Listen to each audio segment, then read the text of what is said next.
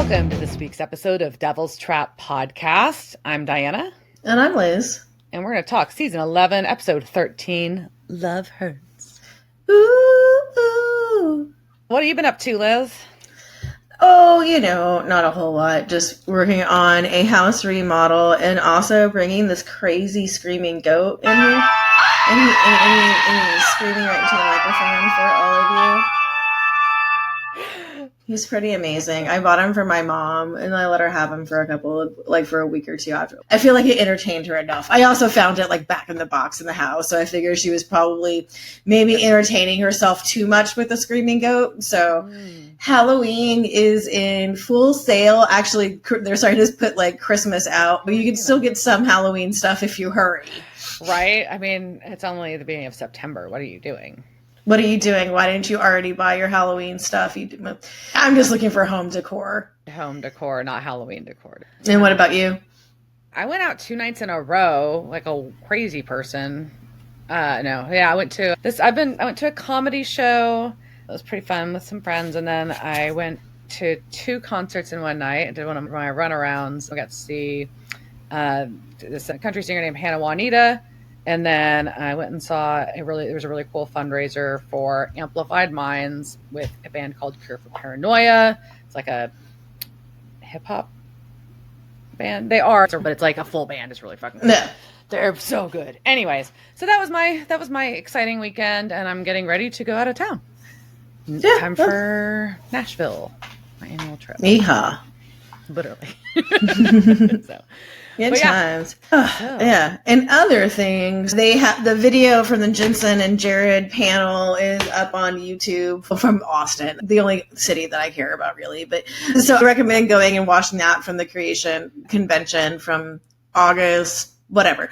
I finally watched it all the way through and did determine that the Austin convention will be in November 2026, which is nice because we cannot sweat as much. Mm-hmm. Yeah. There is a possibility it will be 90 degrees because it is Texas, but slightly better chance that we could take pictures and not be sweating. So looking forward to that and Jensen just looks swole as fuck right now. Mm-hmm. And he was like, oh, it's I have a keg belly. I'm like, no, dude, you look like you work out wake up, eat protein bar, work out. That's what he's size is swole. But they just started shooting Von Rising. Is that it? Vought Rising. Vought Rising. I don't know why I can't say Vought. But so they just started filming that, so that's pretty exciting. And also, I noticed that the person who directed this episode, I'm going to tie this all in, who is also a producer on The Boys, which will be coming out soon, Phil Scriccia, was also producing and directing some of the new episodes of Twisted Metal, which were fantastic, and I really want to be a doll. So if you've not watched Twisted Metal, I've only watched the first season still. I need to watch it. Oh, no, you need to catch up. So Phil Scriccia. So he directed this, and the title of this was Love Hurts. And so they say it is a reference to the song by the Everly Brothers. Then they're like, well, it was covered by Nazareth. And then it was also used in episodes of season 6, episode 14, Mannequin 3, The Reckoning, which coincidentally was also written by this week's writers, Eric Carmelo and Nicole Snyder. So that, and we saw Phil Scriccia this season with Form Void, which was episode 2, and Nicole and Eric, we saw them do episode 7, and that was Plush. So we start off Valentine's Day. Yeah, Valentine's Day in Hudson, Ohio. And we've got the song Heartbreak by the James Hunter Six playing, which is a really good band. We've got this husband and wife, or what we know that we find husband and wife. She's straightening his tie. They're kissed. Their doorbell rings. They're getting ready for a date, clearly. Yeah. On Valentine's. And the wife is pissed because they know whoever is ringing this doorbell is going to wake up Tegan. Yes. That is such a 2016 fucking kid's name. You're going to wake up Tegan. And which, funny enough, I'm going to go in spoiler. We never meet Tegan or see Tegan. No, thankfully, Tegan, I think, is. Hopefully, Tegan is at mom's house for this whole. She goes to grandma's. Grandma's. Thank God. But I don't know, Grandpa raised Melissa. So he let Stacy in downstairs, right? And Stacy does like not a realistic apology for the doorbell. She's like, sorry, I remember, like right when I go in there. And then she starts like making out with this dude and then shits on the mom lipstick. And I'm like, fuck you, Stacy, you fucking homewrecker. Like, and normally I'm not like, I don't know. I'm not blaming the side of cheaters who are in the relationship and not like definitely not gonna let this fucktard off the hook, but I can't stand Stacy. No, Even just from this moment. Likable. She's not likable at all. And she wants him to tell his wife what is going on. And he's like, but it's Valentine's, because he's a bitch too. And then she's like, and he tries to be like, he's like, we've been together for a long time. We've got a house, a baby, a life. And she's like, yeah, that's what I want. Yeah, and then I'm like, okay, well, at least you're honest and been saying that this is what you want, you thieving little cunt. But he, like, yeah, you have a baby. Like, oh my God, you gross little shit. I'm sorry, everyone. This is just, we're not really just me pissing on them the whole but this is just a lot. And so I viscerally want to claw her eyes out in this next scene, right? And so, because Stacey like going through and is like, I'm gonna do an ultimatum, and she is like, tell her tonight. And he's like, or what? And I'm like, well, and then Melissa comes into the room, and this little bitch has the audacity to tell her she looks pretty and that she likes her lipstick. This bitch. 100% that bitch, and not in a good way. Like, man, fuck you, Stacy. And so the couple leaves, and Stacy's there by herself, making herself a snack, right? Yeah. And the TV shows she's surfing through, one shows Your Pretty Face is Going to Hell. So Henry Sobrowski from the last podcast on the left, who I love, is on there. So like one of the people who I listened to obsessively was like on a TV in an episode of Supernatural that I'm doing a podcast on. It is very meta for me. Yeah. And then there also was Neon Joe Werewolf Hunter episode Bark Bark Yum Yum. Oh, Your Pretty Face is Going to Hell was True Love Will Find You. And the Rick and Morty episode is Rick Potion number 9. So all those episodes revolve around the concept of love. Okay. Yeah, and she's clearly being stalked by someone outside the house while she's doing this. While she's flipping channels and having a snack. And there's clearly a nanny cam in the fucking teddy bear. Which just makes me angrier. I'm like, what, one of you knew there was a nanny cam there, if not at least both of you, and you were making out in front of it. And like, I know this is before you were streaming, so like, you're lucky you couldn't just like stream that shit to your phone right now. So dumbasses. And the door opens. So how did you feel about what happens now? Oh, I jumped. Yeah, did you get a little scare there? Yeah. This isn't the worst one in this episode, though. This one I jumped because you see a man's hand touch her shoulders and she jumps, but then she turns around because she knows him. So this is the husband. Is it Dan? Dan. And yeah, but we don't really like as the viewers, like they don't show him, but you kind of get the concept that maybe, it's a hint. But we see man's hands and she turns and she's obviously not scared. When she sees who it is, she ain't scared. And she's glad he's there. And he massages her shoulders and then punches her heart out. Yep. And this goes clear right on through. And then she dead. Yeah. Yeah. She dead. And there's her beating heart is briefly in this hand. It's very weird. Yep. As he walks out with her, like it's very like has this very awkward like walking out with it. Yeah. Super weird. So we cut to the bunker where Sam is reading an article on his laptop about a suburban girl dying of a broken heart. And that was really quick of them because that was yesterday. Right. And Dean shuffles into the kitchen looking like he smells terrible and is in pain from the day before. And by in pain, I mean like hungover. Hungover and smells like sex juice. Sex and hangover. Yeah. And he tries to eat these really old Chinese leftovers, and I almost threw up. Yeah, well, then he spits it out on the floor, which then that makes me ask the question, who's cleaning the bunker? Like, which really of, like, question. I mean, I can guess I can see Sam, like, being kind of anal and then cleaning up after it, but he's not being homey, right? And so, are they bringing in somebody to clean it? And here is the other thing. Lebanon, Kansas, where the bunker is, the population there is under like 200, and there's nothing but small towns around there. Like the closest quote unquote city, that's Salina, and that's almost like 2 hours away. So there's no way a man who looks like Dean Winchester is like going out to these local bars and not being noticed by all the girls that are there, right? So how is he not getting a girlfriend, a hookup, chicks just showing up outside the bunker, like, or just a reputation where nobody would like touch him, right? After a while, or like he got chlamydia and like gave it to everyone, like how they travel a lot though. Like I feel like I just feel like this is too small of a town for you to be like you go outside. Yeah, I feel like you burnt this whatever happened this Valentine's Day probably burnt Dean's card around the bunker. That's just what I'm saying.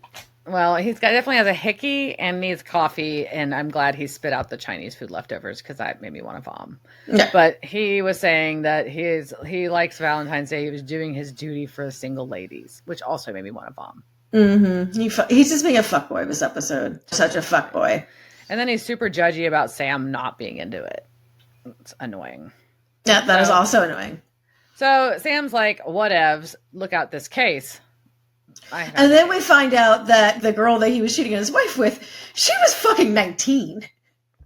Yeah. You gross ass, nasty ass son of a bitch. Ew, Dan. Ew.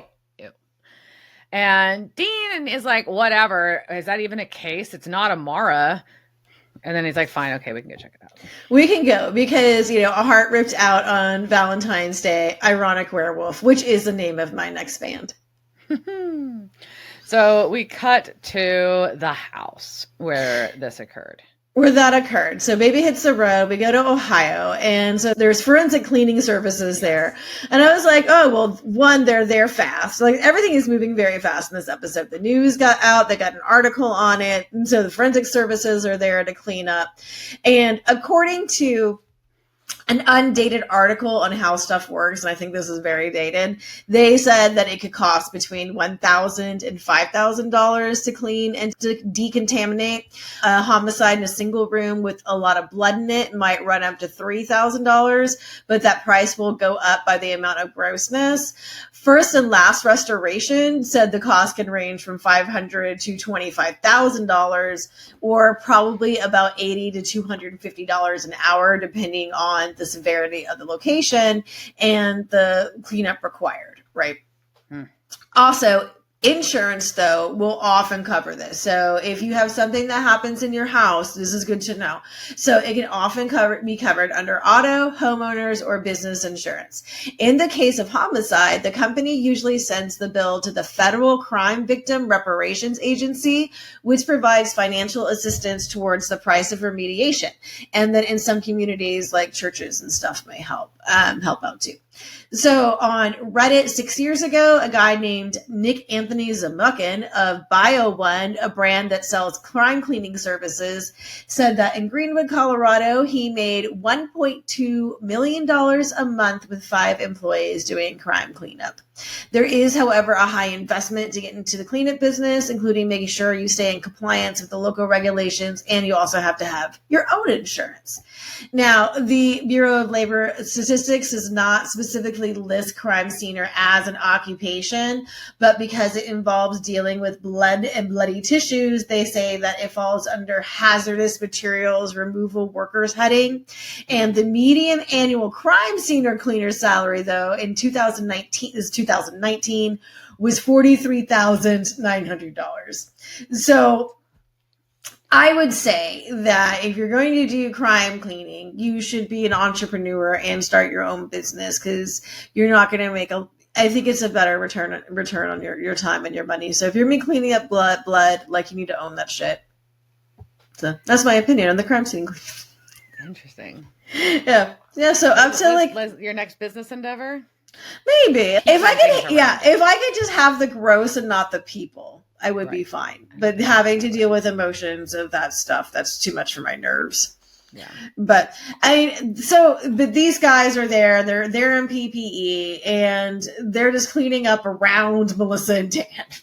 Yeah, because they're just like standing around, kind of like with their backs turned to it, but nearby while this is happening. It's weird. It's a strange. I don't feel like this is how the situation goes, but I could be wrong.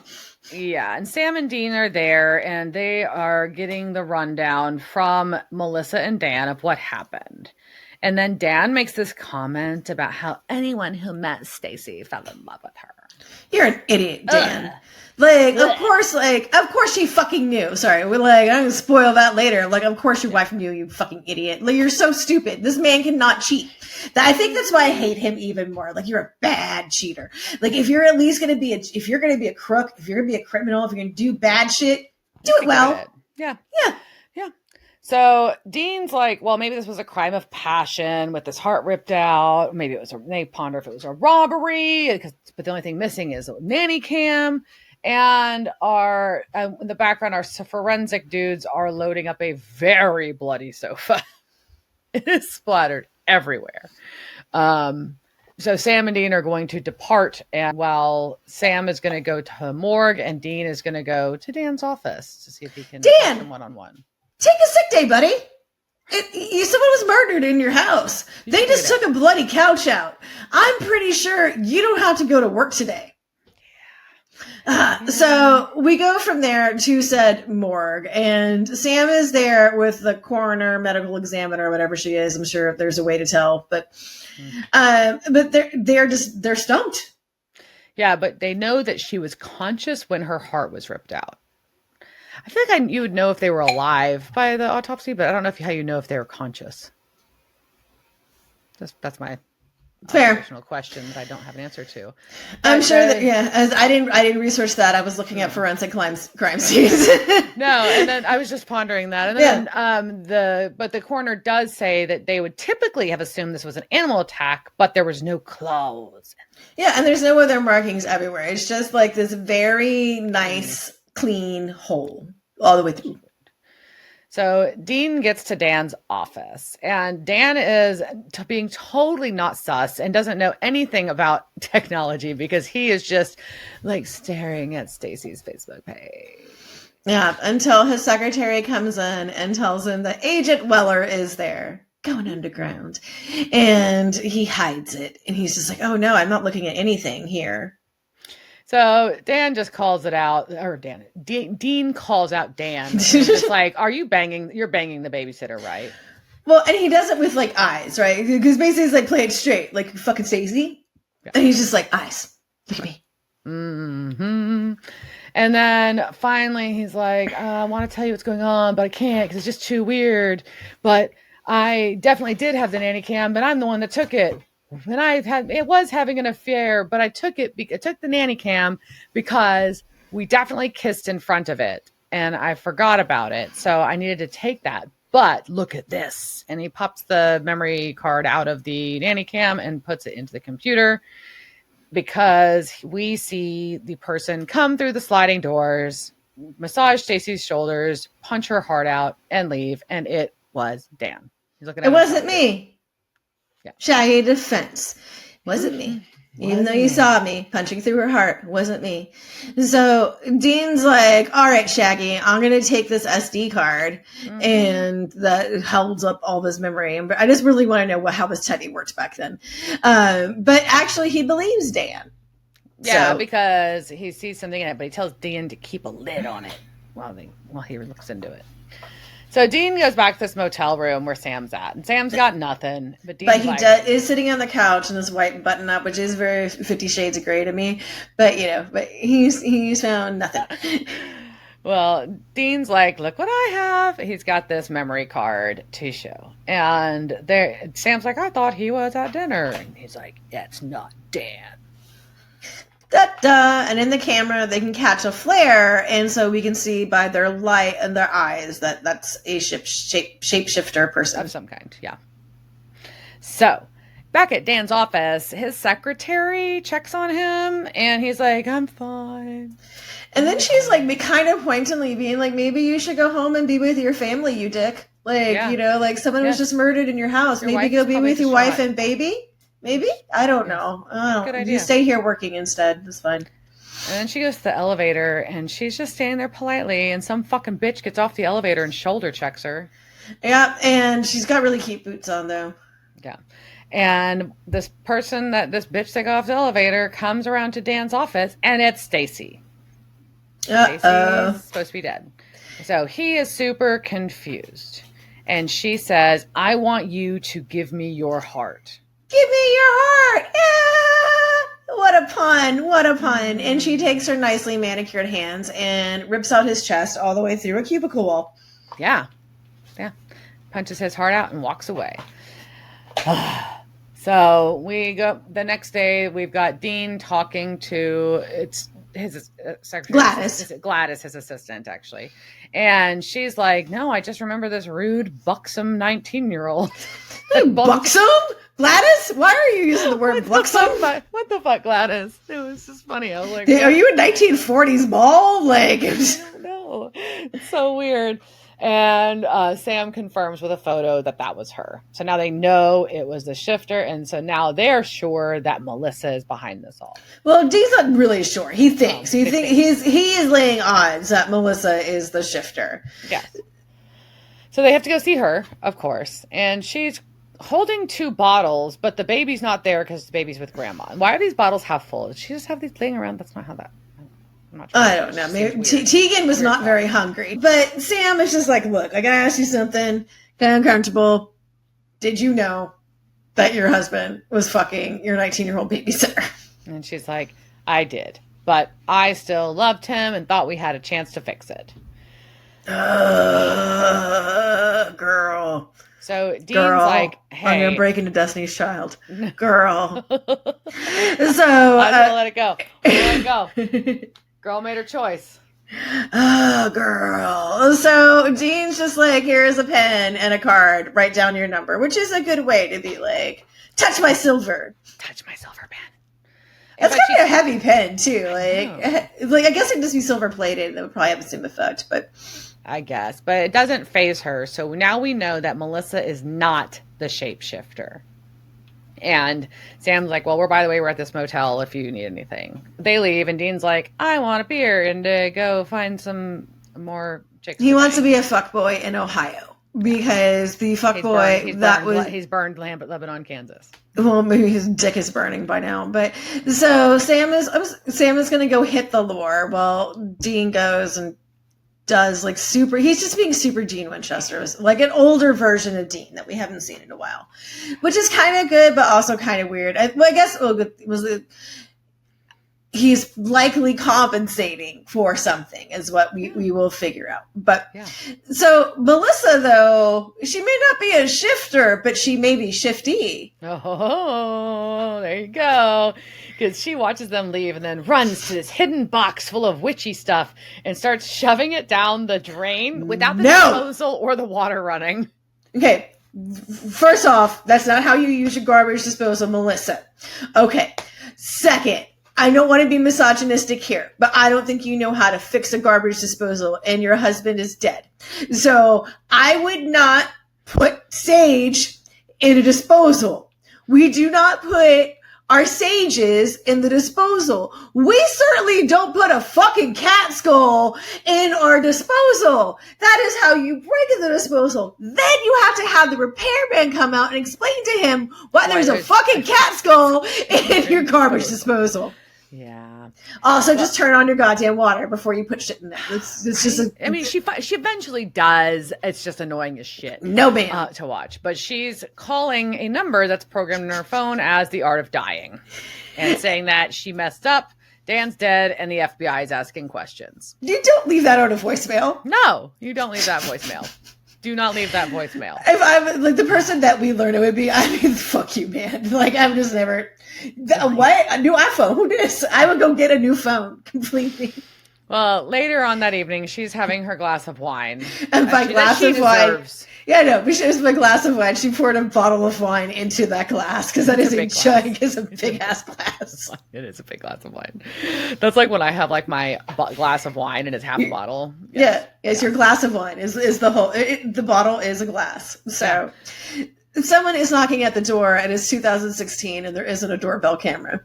Yeah. And so you don't know who's on the other side. It's even worse. It's somebody has shown up in person and you can't tell who they are. That's even worse, man. She has a peephole. But you have to like go look at it and then like they can see you, like your eye from the other side. Ugh. Well, she does, and it's fucking Dan. Dan's supposed to be dead, and he's doing this real creepy knock, and he wants to be let in, and that he loves her, and then she's backing away, terrified, as you should be, and he punches a hole through the solid door to reach through to unlock it and let himself in. Yeah, and at least she had the bottom lock, even if she didn't have the deadbolt locked. But then we start going through Melissa's fight school, and she just like grabs the water hose from the sink and just gives him the hose. Yeah. But oddly, that doesn't work. Yeah, and she's like trying to... So she's like, all right, like water, that won't work. Let me try throwing some flowers at you. And then she's like, this is all bad, and she runs out the door, luckily. Luckily. So we go to the Too Tired Motel, which sign is really cute. I would say at the Too Tired Motel if I was driving down the road. And Dean pulls up after trying to bang some chicks somewhere while Sam is researching. And apparently neither of them had any luck. And Dean wants to know what a dad bod is. Aww. We all know, Dean, you really do not have one. I don't think Mr. Ackles, like even what you said, you had a keg for instead of a 6-pack. Like, sir, I really doubt like your abs have seen anything but a 6-pack in like 30 years. Right. So, but he opens their unlocked door. And so someone comes pounding on the door and Melissa comes in and she locks the door, which is at least, we find like pointless, but at least she locks the door. Yeah. And she's like, Dan tried to kill me. And Dean's like, wait, your dead husband? And she's like, yes, it's all my fault. I loved him, but I loved him too much. And I just wanted him to love me back. So I told my hairdresser about his affair because women do that. And then she said she knew how to get him back. And she was a white witch. And then I cackled hysterically because this woman listened to somebody who called herself one. I thought about doing a whole thing about white witch versus black witch and, and dark magic versus white magic. Cause, we can really go into that and rip it apart and like how most of that is just, even if you go deep into magic, like there's maybe not good magic or bad magic. There's just magic, but it depends on anyways, there's a whole lot to be broken down there, but also just calling anybody a white witch makes me cackle. It sounds kind of silly. It's really dumb. And they use the words way too much in this episode. Wow. So she has been given a return to love spell, which she figured out that she just had to chant. And all you got to do is steal it with a kiss. And we get a flashback to them kissing. And It just looks sadder. And Sam's like, I would like a copy of that spell, please, so I can look at this and research it. And she just happens to be carrying it with her. No, it's good. I mean, I would carry it. It's convenient. But... It is convenient. I mean, at least it's surprised it's not just like, isn't a text message on her phone. Yeah. And Sam does his research. We have some time passed. And he's like, it's not a spell. It's an Aramaic curse. Don't like that categorization because Aramaic is the language. And maybe you could go into like specific times of it. But anyways, I don't like that. But there's no lore because it was the quote unquote white witches home cooking. White witches home cooking. But it's transmittable by a kiss, like magic STD, is what they say. So, Melissa's like, I killed them both. And he's like, no, it's on the witch, not you. Yeah, so that happens, and then basically they go through like, it's coming for you, Melissa. It's coming for you, but we won't let it happen. Mm-mm. And then the glass shatters, and I almost died because it scared me so bad. That was like a jump scare. Yeah. It was a terrible jump scare. Terrible. Anyways, Dan's there, and he wants to walk in and just He's gonna break the glass. Yeah, he smacks the shit. He smacks the shit out of Sam, and the Dean's like, "Well, I am just going to shoot you with all the bullets in my gun, with silver bullets too." Yep, and that did not work. Mm-hmm. And so then he is like, "Let's make out." Yeah, so he makes out with Melissa, and then Sam is able to hit Dan with a chair, which is just enough to knock him off. And then and he's pissed at Dean for kissing Melissa because now Dean's the target. So they run outside the baby and drive away. And we see our Dan shift into something else in a silhouette in the window. Yeah. So Sam and Dean pull baby over on the side of the road and get out, with leaving Melissa in the car, and just start discussing and going through trunk. So we have a trunk sighting. Yay, trunk. Yay. Yeah, and Sam is at least venting things that we've all thought at some point about Dean Winchester. You don't have to be a martyr. You don't have to be the guinea pig to figure out how to solve this curse, Mr. Winchester. Correct. But Dean's just like, I want credit for figuring it out because I'm smart. Word. Yeah. And then Melissa gets out of the car, like, what the fuck was that? What the fuck is happening? And what the hell is this trunk? Yeah. Which is all very reasonable. I think so. And Dean's like, I think it's a shapeshifter, but I didn't flinch at the silver. And she's like, you're not FBI, are you? Even if it's not a shapeshifter, it's still shifting shapes. Correct. And she sells by the seashore. So shapeshifter is still shifting shapes. And then Dean's like, what do you know about the White Witch? And then it's like, there's just like, it's like her name is Sonia. And then she's kind of weird, and she's only been doing my hair for a couple of months, but I still trusted her with this. And so it's in the spell. I mean, yeah, she is my hairdresser. So yeah. There you go.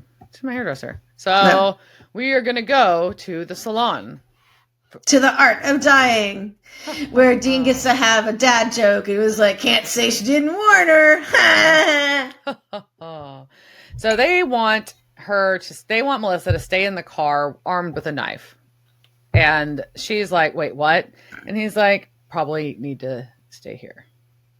So. Yep. But then he has to like pump her up because she's like, I can't use this knife. And he's like, yo, she is a wicked witch who offed your husband and tried to kill you. You punch her, you stab her, you drop a freaking house on her if you have to. Mm-hmm. Hey, stop dropping houses on witches. All right. So they go inside this one. I don't know, maybe this one. But they go inside the salon, which has no alarm. Yeah. And he's trying to think of which killing bullets he wants.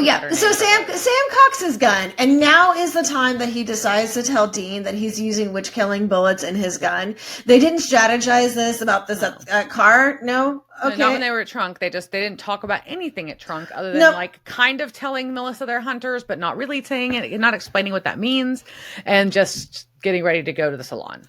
That's all they did. And maybe if he had a witch go bag, they would just know that he had the witch killing bullets in it. You just need to be more organized in your trunk. But Dean does want a better name for witch killing bullets, so they never give us one, and I'm very disappointed by that. Correct. But they're also standing in front of like WKB. Is WKB like a good name for it? Like, I feel like we're gonna go acronym. We're gonna talk about what they do. Like, there's so many ways you can go in this marketing, right? And just be like, witches. Like, because you can be like what it does, like, or bitch witch. All right, I don't know. Witch bitch bullets. I like witch bitch bullets. I like witch bitch bullets. Yep. There we go. All right. So as they're not coming up with the brilliant witch bitch bullets, what they should have, standing in the window with flashlights as cars are driving by inside the salon, and I was dying. I'm sorry. I thought that was hilarious. I would even I would have peed every time a car went by. Right? So, like, how do you do this? But they break into houses a lot more often than we do. And so now they've got to open a door and go into a dark basement. Of course. Which thankfully is very organized. It is. It's a lot of storage and a desk. So, I mean, that's reasonable. And a little bit of construction. But, and the desk in the basement has a locked drawer. Because, of course, it does. Because it's a desk in a business. Oh, no. Sam manages to pop it open and finds hex bags and a book. And they figure out. Yeah, it looks like a grimoire. There's a sigil in the front of it. Yeah. And what does he learn in the book? All right, so he learns in the book that it's stuff about a Qareen. And Sam says, it's a creature, corporeal in form, a slave to your commands. And Dean's like, kind of like a genie. And Sam's like, well, I guess. So, and then he tells him that someone chants a curse, lays a wet one on you, then the victim is seduced and killed by the Qareen. And instead of taking the form of Barbara Eden, they present themselves as your deepest, darkest desire. And then you kill it by stabbing in the heart, and the person who possesses it can command it, right? So let's talk about lore. Anyhow, so much of this is coming from Rosemary Ellen Guiley's The Vengeful Jinn, unveiling the hidden agenda of genies. Did you know they had hidden agendas? The hidden agenda. Yes. Okay. And they say, you know, her findings were based on Middle Eastern lore, passed down from oral traditions, and also English translations of the Quran and not from the original Arabic. So keep that in mind as we're going through. Just, you know, some things may be lost in translation, and also things that are passed down and ancient when, you know, things, telephone, you know, exchange. So a Qareen, also known as a Qaren, which is what I'll be referring it to as for the rest of this, translates to constant companion from Arabic. And it, like I said, it's a fairly old concept. It appeared in pre-Islamic texts. And because of that, there are varying opinions on its exact nature. In general terms, though, it is a spirit that accompanies a human, usually from birth. And in the Islamic tradition, in addition to the concept of a guardian angel providing protection and guidance, there is a traditional concept of 2 recording angels on each shoulder who record everything you do so that it can be reported on Judgment Day, right? But then there also is another tradition where the one's an evil jinn or genie, and the other is the angel. And so the angel's telling you like to do the good things, and the bad one's trying to entice you to do the bad things. So the devil on your shoulder, angel, right. You know, that concept. So every person is said to have a Qaren assigned to them at birth as their companion spirit. And like I said, there's multiple interpretations of what that spirit is and what their intentions are. But in some case, it is like that one that's on your shoulder trying to lure somebody into temptation. But in most cases, they're very similar to a jinn. They're just maybe like a different genus or species, right? Like related, but not the same. Right. Or sometimes it is an actual jinn.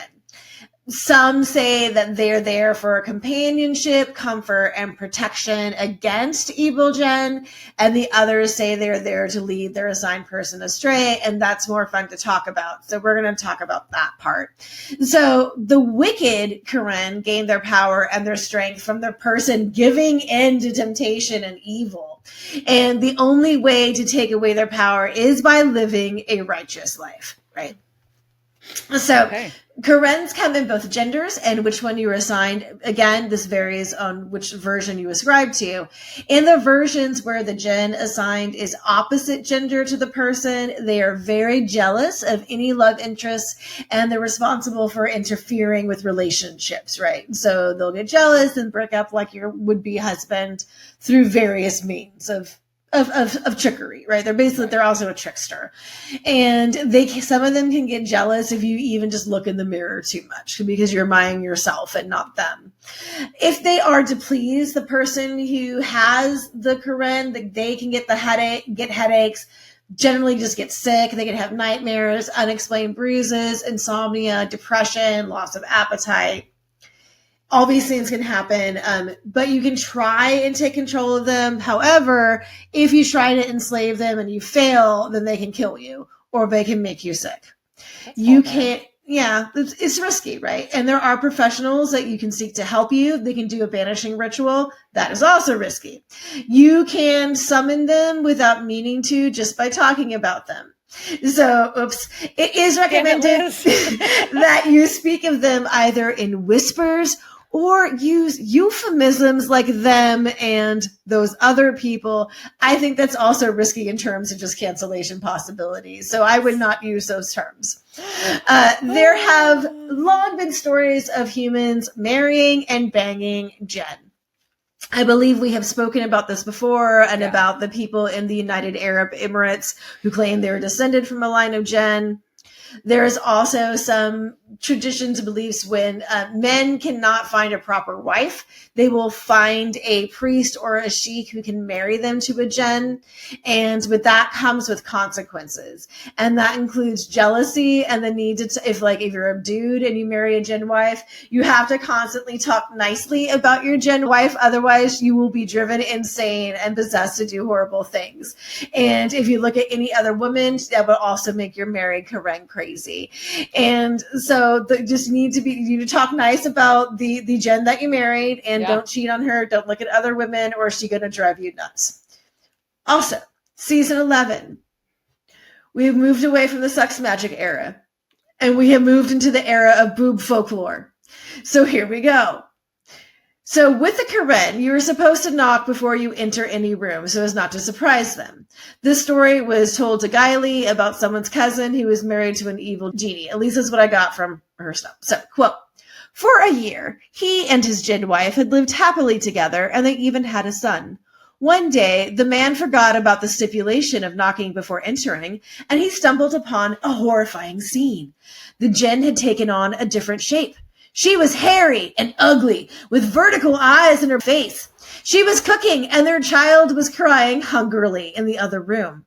The moment the man entered, he saw her breast, passing by on its own to feed the baby. Her boobs walked off? Her boobs split from her body to nurse the baby. And that is practical as fuck. And I don't understand why we haven't gotten the science yet. I approve of this, but apparently he freaked her out, and she ran off, taking away her baby. And her boob. Maybe she left the boob. That'd be kind of awesome to leave the boob behind. Does it have to go back? How does it reattach? Right? Does it what happened? Is it just? I want to know more about this. I'm leaving it and taking my tit with me. That's what you say. I'm not leaving you my titty. I have to know more about is this something that happens often in this folklore that I have been missing out on? So, all right.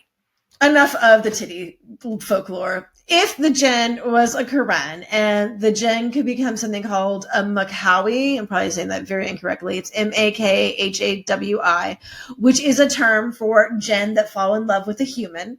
And so if it's a woman marrying the Qareen, then she has other stipulations on her. Things that are she is forbidden from ever disclosing their true nature. So she can't get Gabby with her girlfriends and be oh my God, did I tell you about Tony? Tony is a genie. You can't say that. If you does that, it says that you will be mistreated or treated badly. Don't tell your hairdresser that your husband is more than human.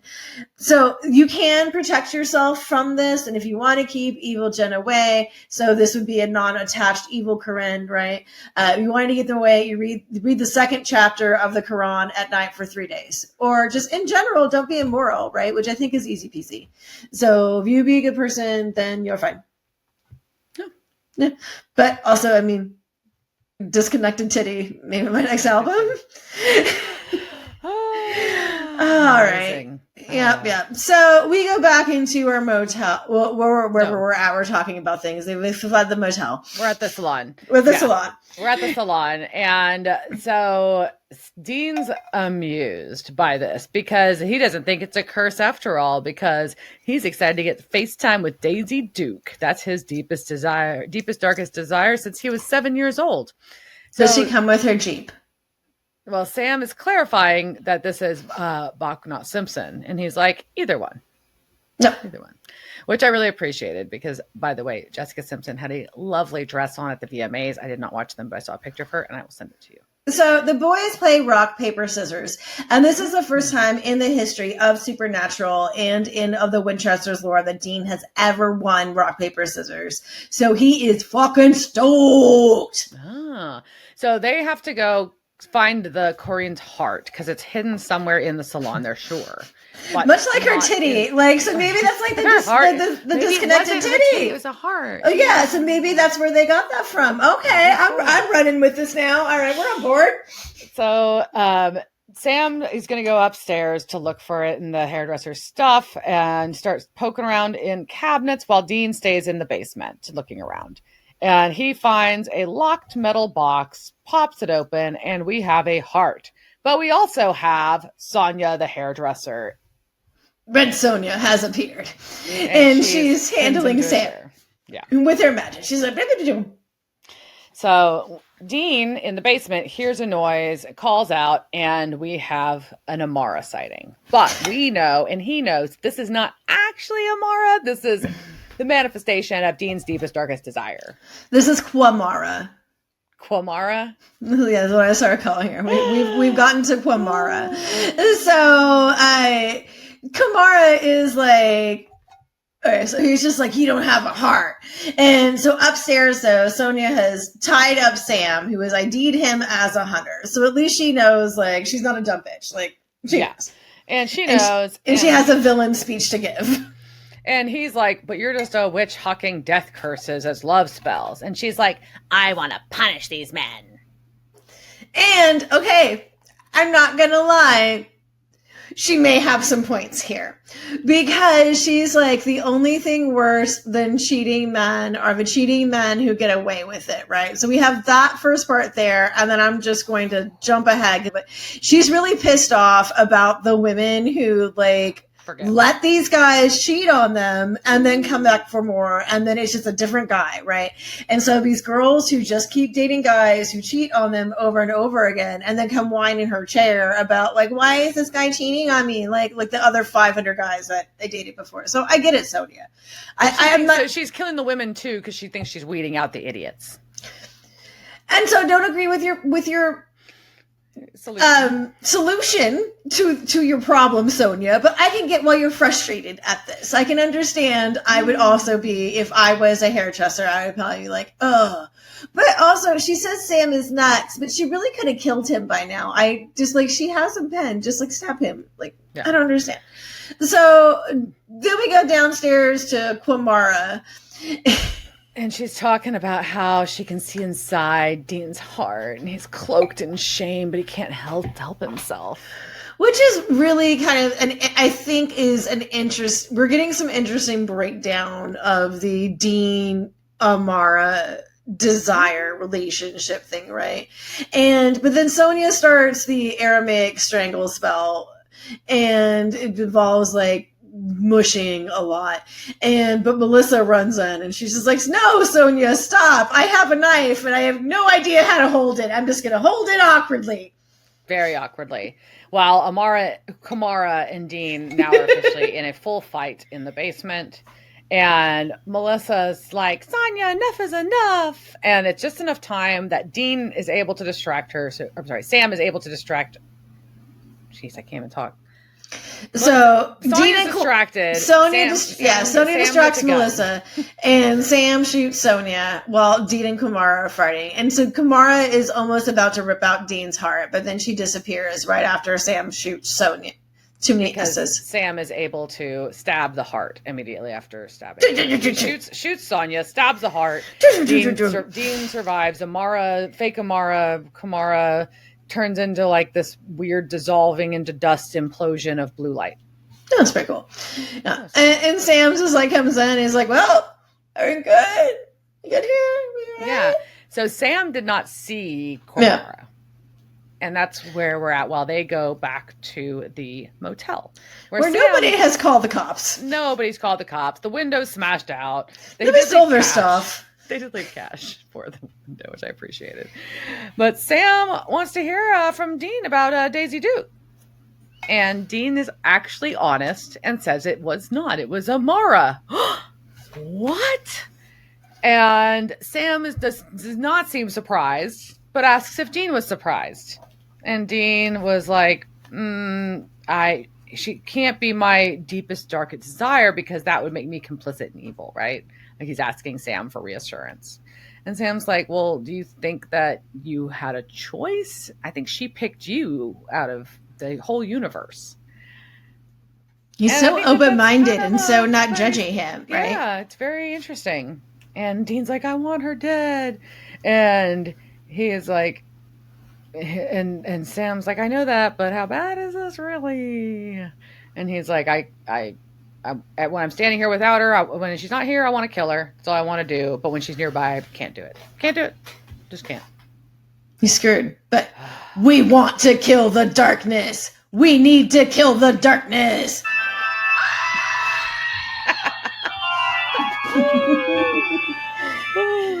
So they agree that when it comes down to it, Sam has to kill Amara. And so Sam has got it. Sam's got this, right? Sam's got it. And Dean leaves, and then Sam follows as a breeze kind of blows through all the broken window, and then you'd hear one of the sound recordings of Baby's engine starting. Yep. And that's our episode. So do we have I guess we got some Melissas and we got some Dans. Yeah, so Melissa Harper was played by Luciana Caro. She's been in episodes of L Word, Smallville, and NCIS. She was a waitress in White Chicks. She was a recurring character named Lorraine in Battlestar Galactica.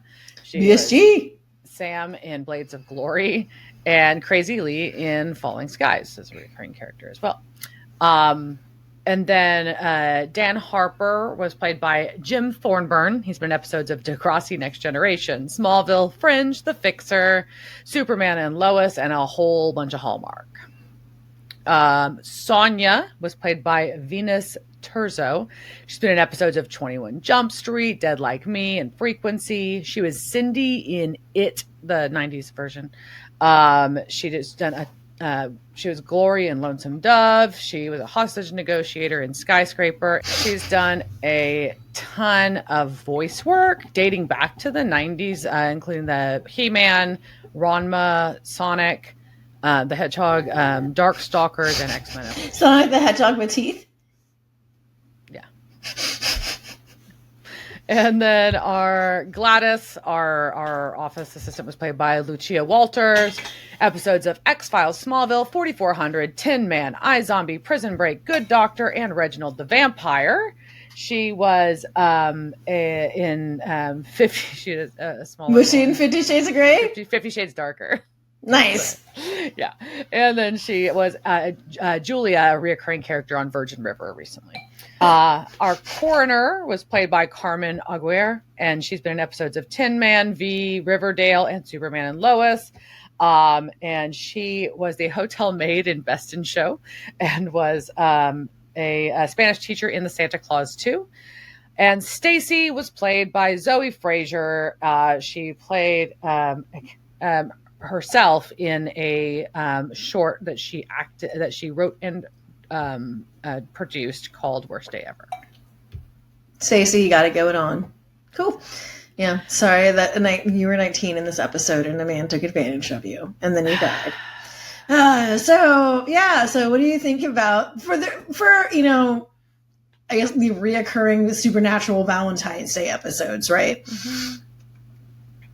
I thought this was I thought it was an interesting take. I liked how they used the force of the deepest, darkest secret to address to force the storyline of Dean's tie to Amara. I thought this was a really clever way to do that. Yeah, no, they definitely pushed that through and got some clarification on Dean's feelings for Amara. I'm glad that him and Sam seem to be the grown-ups about this at least one thing. Crazy. They had like an honest conversation about this. It's so weird. Yeah, and so to go back to what I was talking in the beginning about the projection, right, of going back to fuckboy Dean Winchester as him trying to cover up for what he's feeling for the darkness, right, and how his confusion for that is. But I don't know if that regression I guess maybe it's like if that regression of the Winchester of him was necessary for that, right? Because he has grown so much, and I can see it, but I can see him falling back to you, right? I can too, because I feel like if he's in a state where he can't, address his own emotions, and it's Valentine's Day, and he just has an excuse to be gross, he's going to be gross. Yeah, but then he was gross after Valentine's Day. And then he smelled. Because, Dean, you got to realize, you got to shower after sex. Like, before you even come home. Like, you should probably shower before you... I mean, like, unless it's super sketchy. Like, yeah. Take a shower. Like, why are you sitting... No, that's just... And that's how people get UTIs. You know, it just is. It's unhygienic. You should shower. Yes. All right. So, on that note, shower after sex and cheers, jerks. Cheers, bitch.